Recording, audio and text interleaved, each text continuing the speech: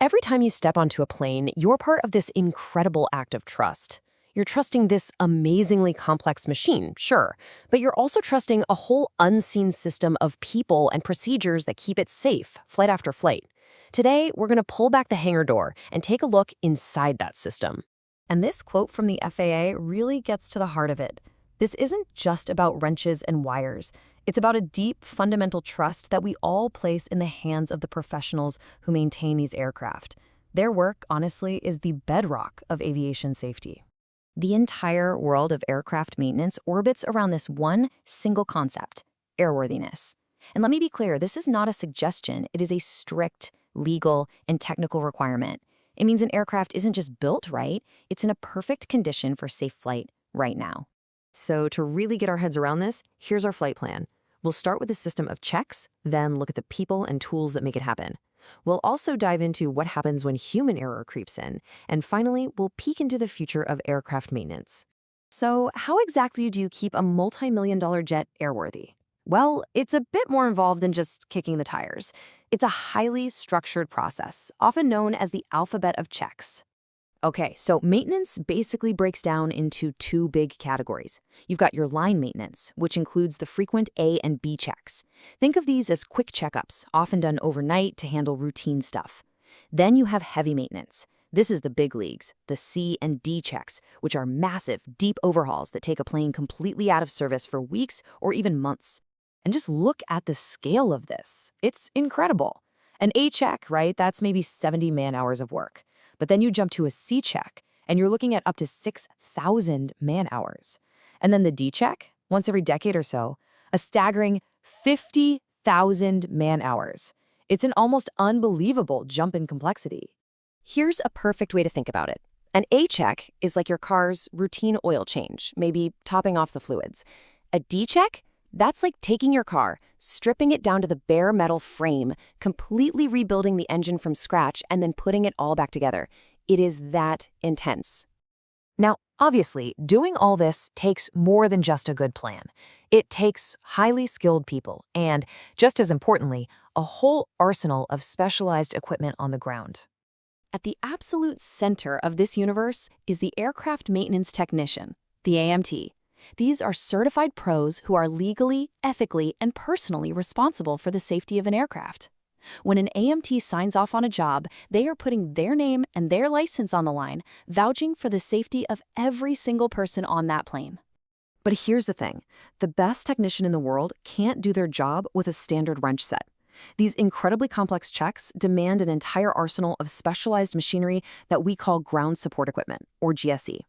And we are not talking about your average garage tools here. For a major check, you need things like ground power units to keep the plane's systems alive, massive hoists that can lift a 10,000-pound engine clean off the wing, and really sophisticated non-destructive testing gear that can literally see cracks in metal that are invisible to the naked eye. And this is the whole point. Having the right GSE isn't just a matter of convenience, it's absolutely critical. Without the right hydraulic test stand or the correct access platform, that whole 6,000 man-hour C-check just stops. And that delay, it creates enormous pressure. And that pressure, as we're about to see, is a key ingredient for dangerous mistakes. And the pressure to avoid those delays is all about the money. An aircraft on ground or AOG event where a plane is unexpectedly stuck in the hangar can cost an airline a mind-blowing $150,000 per hour. And hey, don't just take my word for it. This quote from an industry safety report says it all. When technicians are under the gun to meet a deadline, but they don't have the resources, like the right GSE, the temptation to cut corners or use the wrong part becomes a very real and very dangerous possibility. So this naturally leads us away from the machines and into the much messier, more complicated world of human psychology. Because even with the best tools and plans, people are still at the heart of this whole process. Just look at this breakdown. It is stunning. The FAA estimates that a full 80% of all maintenance mistakes are not because a part failed or a tool broke. No, they're caused by human factors. This is exactly why understanding the psychology here is just as important as understanding the mechanics. To deal with this, the industry came up with something called the Dirty Dozen, the 12 most common traps that lead to human error. And what do you see right there on the list? Pressure, which we just talked about, and lack of resources. That's literally not having the right tool or the right piece of GSC when you need it.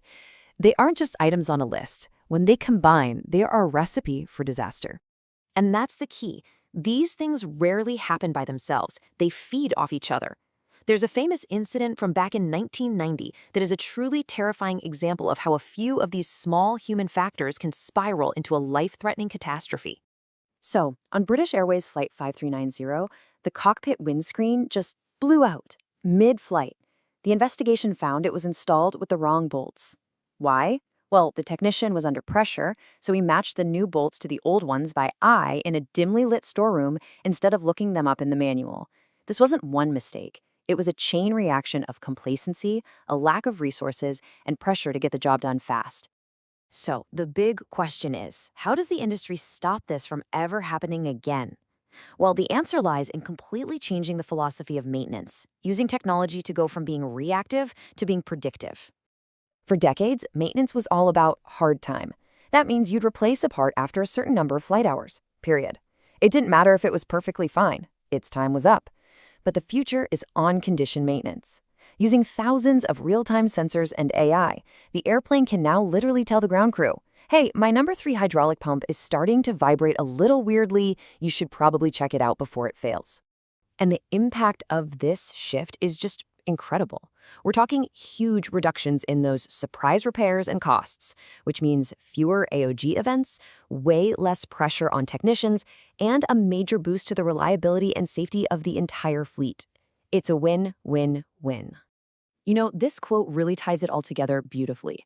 Aircraft maintenance isn't just about ticking boxes to follow the rules. It's a commitment to 3 things at once: absolute safety for everyone on board, operational efficiency, and the financial stability that keeps the whole system flying. Which really leaves us with one last question to chew on. As our technology gets smarter, as AI gets better at predicting failures before they even happen, what is the one human element, the one human factor that we can never, ever replace?